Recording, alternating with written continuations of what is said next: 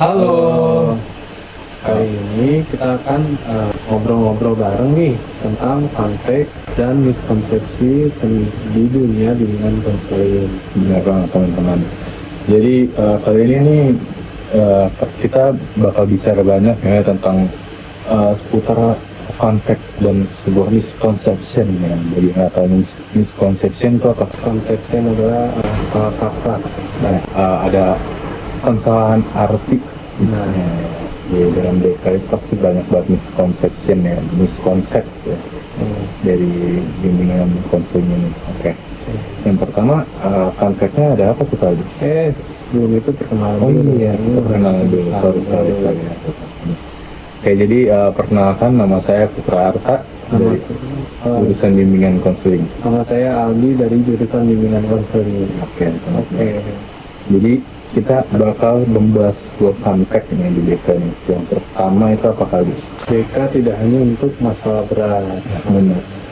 BK tidak hanya membahas masalah berat. Kira-kira kenapa tuh? Karena BK itu ngatasin masalah tawuran ya? Oh, enggak, jadi masalahnya itu bisa tentang potensi, tentang pengambilan keputusan, bisa tentang pekerjaan, dan lain-lain. Masih banyak lagi yang bisa tentang masalah yang bisa ada di ini oleh konselor yang ditangani oleh konselor.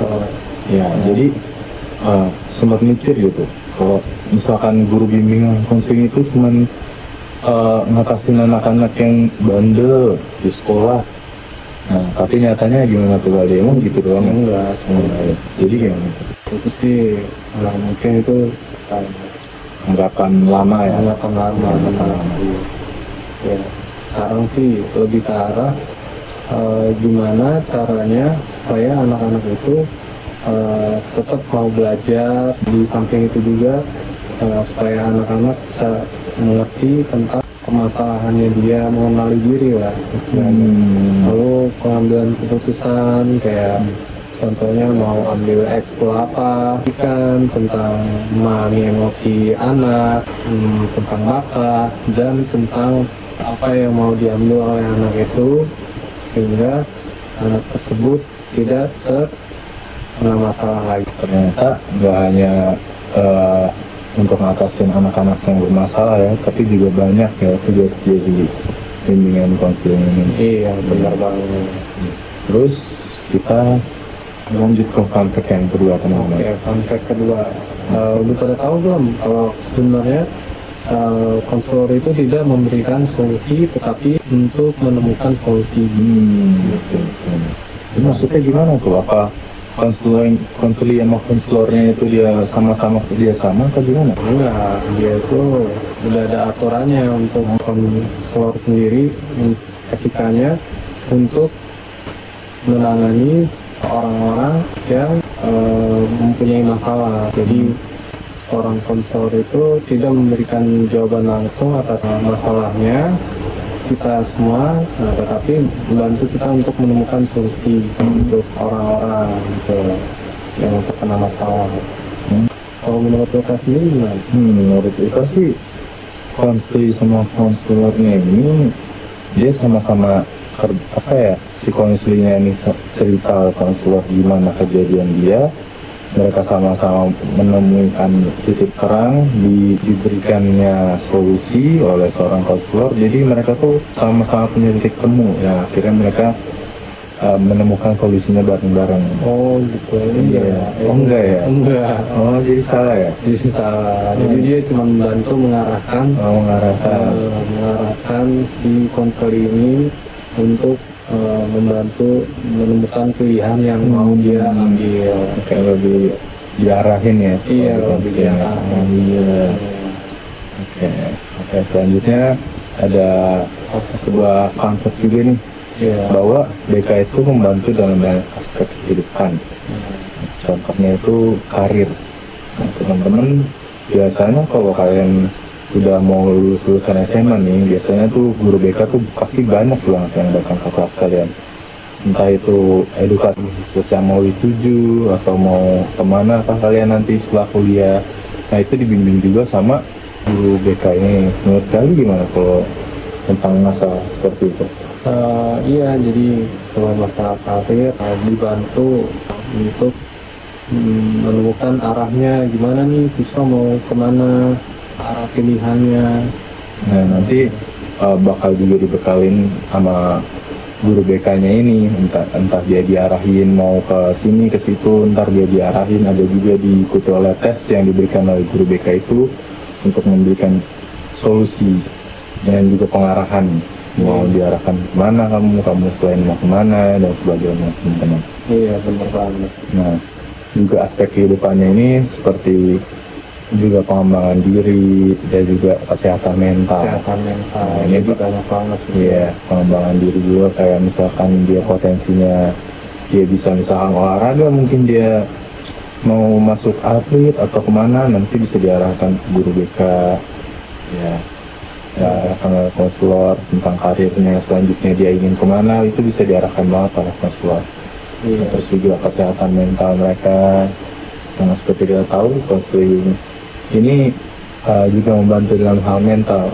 Nah, hal mental ini seperti apa tuh Kak misalnya? Iya, kayak misalnya ada orang yang lagi depresi. Nah, itu kita siap banget untuk membantu untuk supaya tidak depresi lagi. Iya, kita memberikan arahan ya. Iya, benar banget. Nah, selanjutnya ada konflik lagi gak Aldi? Ada dong. Betul. Kita masih punya banyak kontak. Wow, betul kira-kira. Ada berbagai teknik dalam konseling. Jadi konseling itu nggak cuma konseling, kita konseling habis itu udah gitu. Itu kan sebenarnya cuma ada satu, tapi sebenarnya ada banyak gitu teknik dalam konseling. Contohnya apa aja tuh misalnya?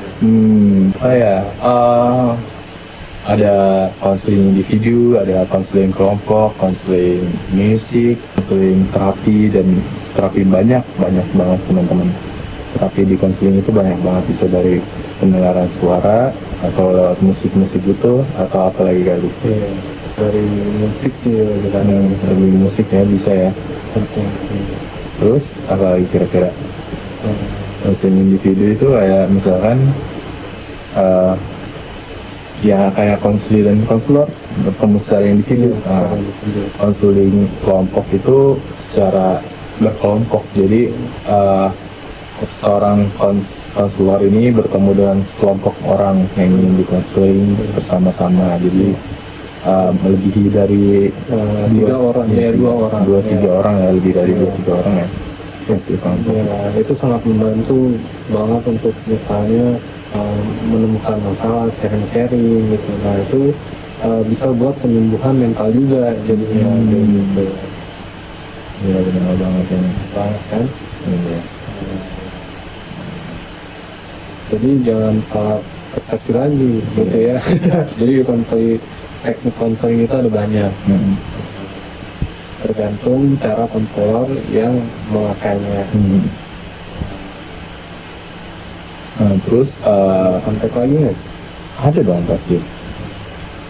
Konflik yang selanjutnya itu ternyata ini konselor itu adalah seorang pendengar yang profesional. Nah, dia ini nggak bisa menghakimi apa yang sudah dilakukan orang itu. Jadi misalkan dia toh melakukan kesalahan, seorang konselor ini tidak bisa menghakimi bahwa wah lu salah, nggak bisa begitu, nggak bisa.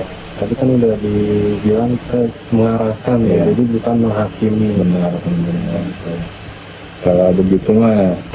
Nah, konselor itu sebelum terjun ke dunia kerjanya itu emang udah dilatih untuk mendengar, lebih banyak mendengarnya dibanding berbicaranya. Iya, benar. Karena konseling ini kan butuh banget untuk didengar gitu.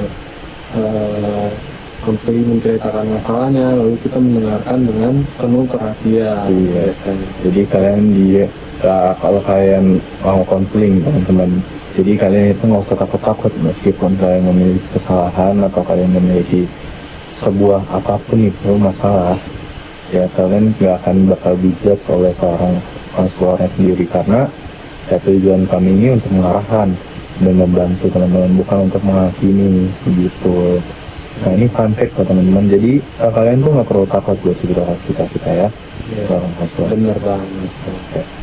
Nah, selanjutnya BK ini itu ada fun fact-nya juga bahwa BK ini membantu semua usia dari kalangan manapun, dari kalangan anak-anak, remaja, dewasa, ataupun lanjut usia teman-teman. Iya, Banyak sekali contoh kasus yang sekarang ini banyak lansia yang kesepian. Nah, oleh karenanya banyak sekali orang yang memilih untuk menikah dan meninggalkan orang tuanya. Banyak sekali lansia-lansia ini yang ditinggalkan oleh anak-anak mereka dan memilih untuk menikah dengan pasangan mereka dan meninggalkan orang tuanya. Nah, di sini peran konselor menurut saya sendiri ya sangat penting.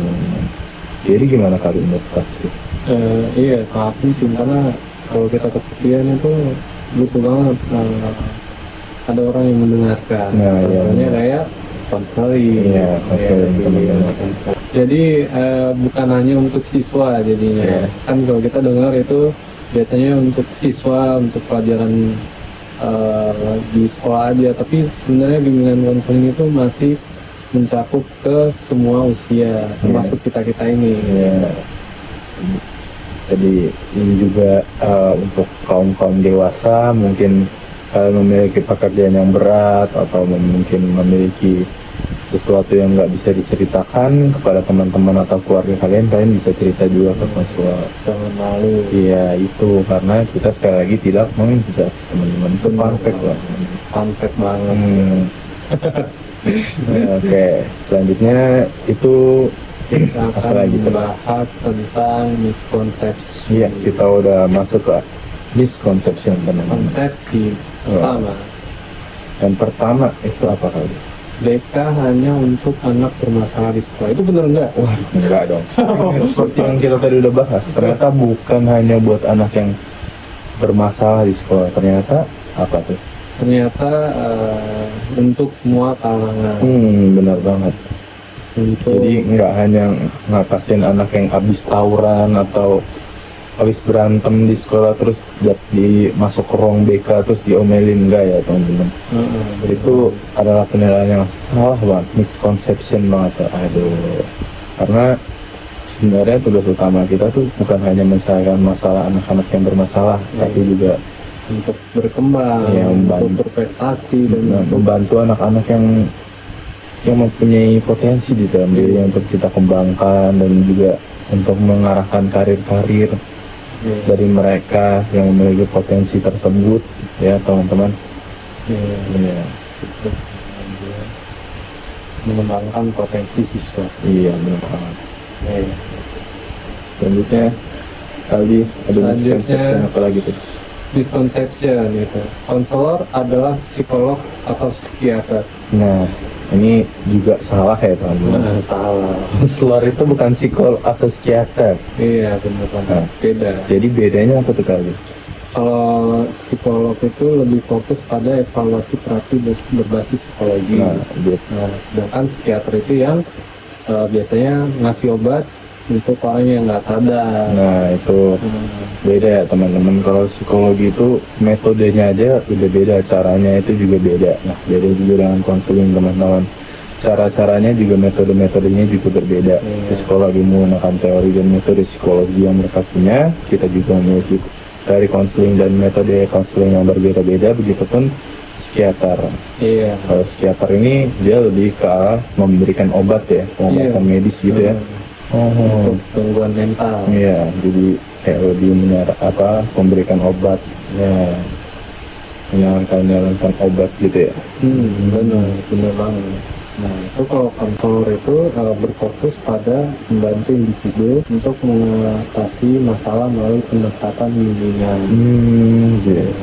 Gitu.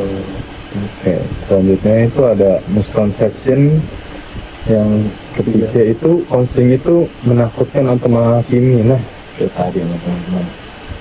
Ternyata ini misconception yang sangat salah ya, karena seperti yang kita udah bilang tadi ya, karena di BK itu enggak untuk menghakimi. Benar banget, kita itu nggak bakalan dihakimin teman-teman. Justru malah kita banyak mendengarkan, Ya, memberikan arahan. bukan arahan. Kita juga bisa anggap aja kita sebagai teman atau kayak teman nongkrong kayak setelan kita ini ya. Kalian terus bercerita aja, kita nggak bakal menghakimi teman-teman. Setelan Setelah kita setelan video podcast gitu ya. video pikir, Iya, podcast. Astaga. ya bener banget. Ya. Jadi kita nih sebagai konselor ini memberikan ruang aman buat teman-teman tanpa memberikan tekanan sama sekali. Teman-teman mau cerita ini itu, mau nanti di masa depan mau ini itu, kita bakal ngarahin teman-teman. Sekali lagi keputusan itu ada di teman-teman sekalian ya, bukan di kita. Semua keputusan ada di konseling itu sendiri, dan kita hanya memberikan arahan. Iya bener banget. Benar paling penting dicatat itu. Ya, itu benar. Itu paling pentingnya teman-teman. Terus ada pergi konselor menandakan kelemahan. Nah, ini sangat-sangat penting nih sebenarnya. Ada yang malu mungkin ya. Iya, di sini banyak orang yang ngeremehin bahwa banyak terlebih itu orang tua ya, karena orang tua ini nggak tahu tentang masa mental health anak kebanyakan ya, dari pengalaman saya. Jadi banyak orang tua yang menganggap kalau ngapain sih pergi ke konseling, kamu udah stres ya, kamu udah ini ya. Nah, anggapan mereka ini bermacam-macam teman-teman, sehingga mereka itu sangat dianggap lemah, nggak hanya dari orang tua tapi di kalangan teman-temannya juga. Ngapain sih pergi ke konseling, konselor, ngapain sih? Aduh lemah banget sih. Nah, kan nggak begitu ya teman-teman. Karena apa tuh kali alasannya kita pergi ke konselor? Iya, itu untuk membantu menyehatkan mental kita. Nah, itu teman-teman, pentingnya kita peduli tentang mental health ya, karena udah banyak nih kasus bunuh diri di Indonesia. Nah, itu banyak kan karena mental health teman-teman, apalagi remaja-remaja sekarang yang pusing arah tujuan hidupnya mau kemana, mereka punya masalah, nggak punya teman cerita, dan mereka mendem sendiri sehingga memutuskan untuk mengakhiri hidupnya teman-teman.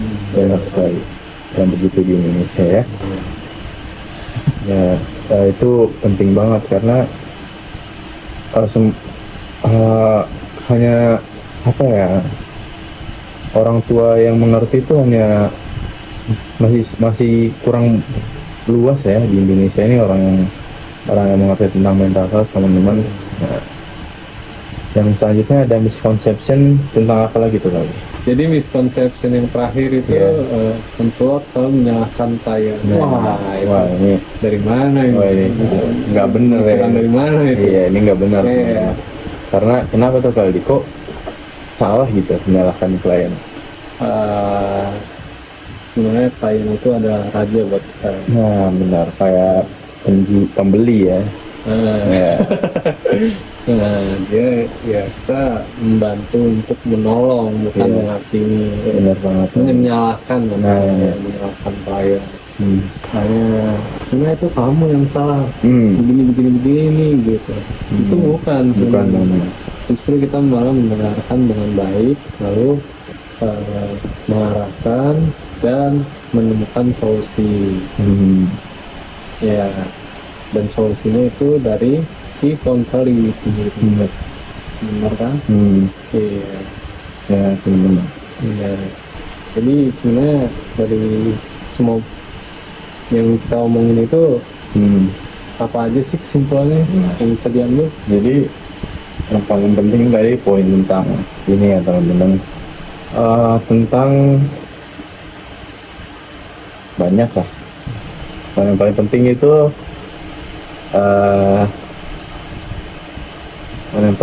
itu Jangan takut, ya jangan takut teman-teman. jangan takut ke konselor. Keluar ya. Jadi seburuk apapun ya, kita tekanin lagi teman-teman. Jangan takut untuk pergi konselor, atau yang tadi kita akan dianggap lemah. Itu nggak akan ya teman-teman. Justru kita tuh pergi ke konselor itu buat menyehatin gitu. Kalau misalkan dianggapnya kita lemah, itu mungkin itu ya itu anggapan mereka aja lah. Siapa yang peduli sama anggapan mereka kan, mau itu dibilang sama temen atau keluarga ya nggak usah didengar teman-teman, karena apa ya, kesehatan mental kita itu juga perlu didengar. Nggak hanya kalau kita punya masalah buat dipendem-pendem doang, itu nyakitin buat diri kita sendiri ya, bukan nyakitin buat orang lain ya teman-teman. Benar gak tuh Pak Aldi? Bener banget. Benar banget ya. Jadi apa tuh, layanan konseling ini manfaatnya udah sangat banyak ya teman-teman. Kita udah bahas-bahas dari fun fact sama misconception. Jadi beberapa hal yang menurut teman-teman salah di BK, kita di sini memberikan semua jawabannya teman-teman ya. Ya. Bener banget. Jadi jangan pernah takut lagi ke BK. Iya, Karena benar, BK itu teman-teman. adalah ruang untuk Ruang aman ya teman-teman. Iya. Ruang aman untuk kita menceritakan ya sesuatu. menceritakan segala sesuatu ini. Iya, bener. Eh, Jadi kesimpulannya gimana tuh kalau dari video dari pembicaraan kita nih? pembicaraan kita ya. Jadi bimbingan dan konseling adalah layanan yang sangat bermanfaat untuk membantu individu menghadapi tantangan hidup, menemukan potensi, dan mencapai keseimbangan emosi. Penting bagi masyarakat untuk memahami peran BK ya, dengan benar, sehingga stigma yang salah bisa dikurangi dan manfaatnya dapat dirasakan oleh lebih banyak orang. Benar banget nih. Jadi stigma masyarakat yang masih salah, misconceptionnya semuanya diharapkan itu menghilang lah teman-teman, Iya, benar banget. sehingga teman-teman itu lebih leluasa bercerita kepada kita, Iya, juga menemukan potensi yang tadi kita udah jelasin. iya. Karena setiap manusia itu punya keunikannya masing-masing. Masing-masing. Ya, kita punya potensi di dalam diri yang masih harus kita gali ya, dan harus kita kembangkan lagi ya teman-teman. Iya, benar banget. Betul banget. Oke, Oke, cukup sekian. cukup sekian mungkin ya. Ya, Ya, dari kami Iya. sekian. sekian dan Terima kasih. ya terima kasih teman-teman semua.